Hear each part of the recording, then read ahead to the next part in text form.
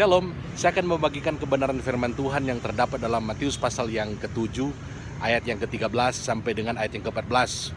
Firman Tuhan ini berkata demikian, "Masuklah melalui pintu yang sesak, karena lebarlah dan luaslah jalan menuju kepada kebinasaan, dan banyak orang akan masuk melaluinya. Tetapi sesaklah pintu dan sempitlah jalan yang menuju kepada kehidupan, dan sedikit orang yang mendapatinya." Kebenaran firman Tuhan ini mengingatkan kepada kita bahwa dalam mengikuti Tuhan ada harga yang harus kita bayar. Yesus tidak pernah menjanjikan kepada kita untuk percaya kepada Dia dan menjadi muridnya, kemudian kita hidup senang tanpa mengalami tantangan dalam kehidupan ini. Bahkan kalau kita melihat ajaran-ajaran daripada Yesus, sangat sedikit sekali Dia mengajarkan tentang kehidupan yang menyenangkan. Dalam pengertian ketika kita melayani, ketika kita melakukan firman Tuhan tanpa ada tantangan, Dia tidak pernah menjanjikan hal itu. Kalau kita membaca di dalam Matius pasal yang kelima, diajarkan justru yang berbahagia adalah orang yang dikatakan berduka cita. Berbahagialah orang yang dianiaya oleh karena kebenaran, karena mereka lah yang empunya kerajaan sorga. Dia katakan, bersukacita dan bergembiralah karena upamu besar di sorga, karena demikian juga dianiaya nabi-nabi yang sebelum kamu. Kebenaran-kebenaran firman Tuhan ini diajarkan oleh Tuhan Yesus, mengingatkan kepada kita untuk mengikuti Dia ada harga yang harus kita bayar. Ini seiring juga yang diajarkan oleh Rasul Paulus dalam 2 Timotius pasal yang ketiga ayat yang ke-12. Dia katakan, memang setiap orang yang mau hidup beribadah di dalam Yesus akan menderita aniaya. Bahkan dia katakan juga untuk masuk ke dalam kerajaan sorga, kerajaan Allah, kita akan mengalami banyak penderitaan, banyak kesukaran.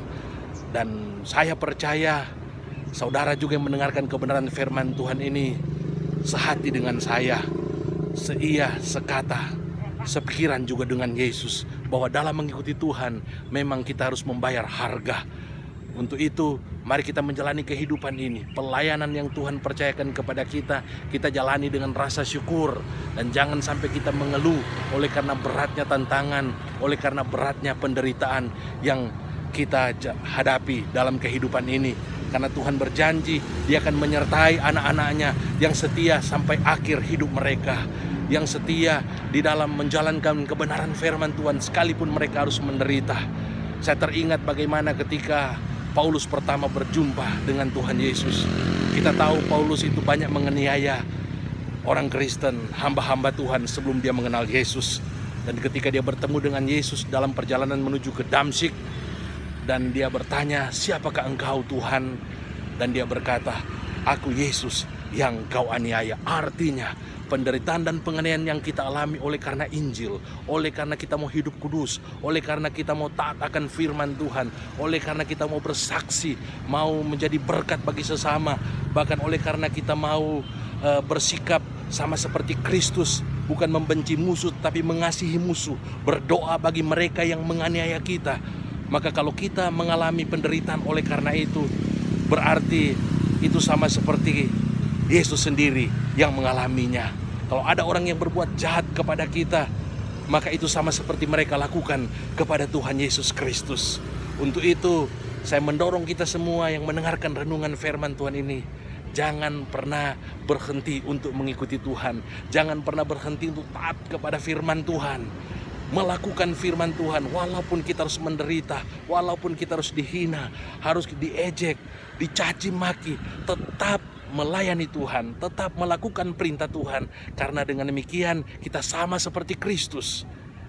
Ketika kita mengalami hal-hal seperti itu sama seperti Kristus sendiri yang mengalaminya. Dan Tuhan berjanji Tuhan akan menyertai kita sampai pada kesudahan zaman. Dia menyertai kita, Roh Kudus Dia berikan kepada kita, agar supaya Roh Kudus itu menolong kita, sehingga kita bisa kuat menghadapi setiap penderitaan, setiap penganiayaan. Dan saya percaya, sama seperti juga yang Rasul Paulus katakan, kalau kita mau memberi disucikan, kalau kita mau tetap setia melayani Tuhan, kita akan menjadi seperti perabot-perabot yang mulia, yang akan dipakai oleh Tuhan untuk hal-hal yang mulia, kita akan dihargai, kita akan dihormati, dan yang paling utama seperti yang Rasul Yohanes katakan, kita akan menerima mahkota kehidupan, mahkota kemuliaan Dia sediakan buat kita, rumah yang kekal Dia sediakan kepada kita, dan Dia berjanji dalam hidup ini Dia akan menyertai kita.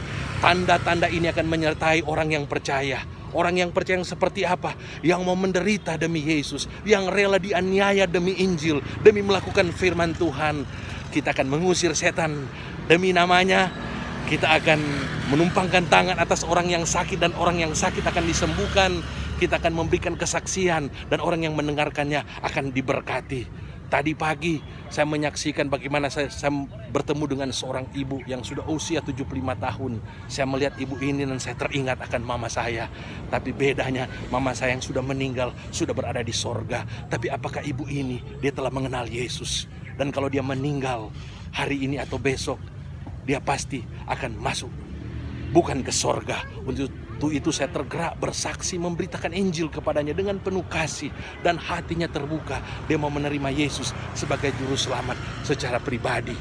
Walaupun saya konsekuensinya bisa dianiaya, konsekuensinya bisa ditolak, tapi saya serahkan itu kepada Tuhan. Karena tanpa seizin Tuhan, sehelai rambut kita ini tidak akan runtuh atau tidak akan jatuh ke tanah kalau tanpa seizin Tuhan. Apalagi saya dan saudara, kita anak-anaknya, kita pasti dijaga dan dilindungi Tuhan. Karena Tuhan masih punya rencana yang besar dalam kehidupan saya dan saudara. Dia akan pakai kita untuk memenangkan jiwa baginya, bagi namanya, bagi kemuliaan namanya. Tuhan Yesus kiranya menyertai dan memberkati dan menolong kita yang rela menderita, rela dianiaya demi mentaati firman Tuhan. Shalom. Tuhan Yesus kiranya memberkati kita semua yang mendengarkan firman Tuhan ini. Amin. Kita berdoa sebelum saya akan menutup video ini. Tuhan Yesus, hamba berdoa biar semua yang mendengarkan firman Tuhan ini diberkati dan mereka ditolong sehingga mereka menjadi pelaku firman Tuhan. Roh Kudus urapi, hiburkan bagi mereka yang menderita dan dianiaya oleh karena firman Tuhan, oleh karena mengiring Engkau. Engkau berikan pertolongan, berikan mujizat. Terlebih khusus pada hari-hari ini mereka membutuhkan Engkau ya Tuhan. Dalam nama Yesus hamba sudah berdoa dan mengucap syukur. Amin. Amin. Tuhan Yesus memberkati.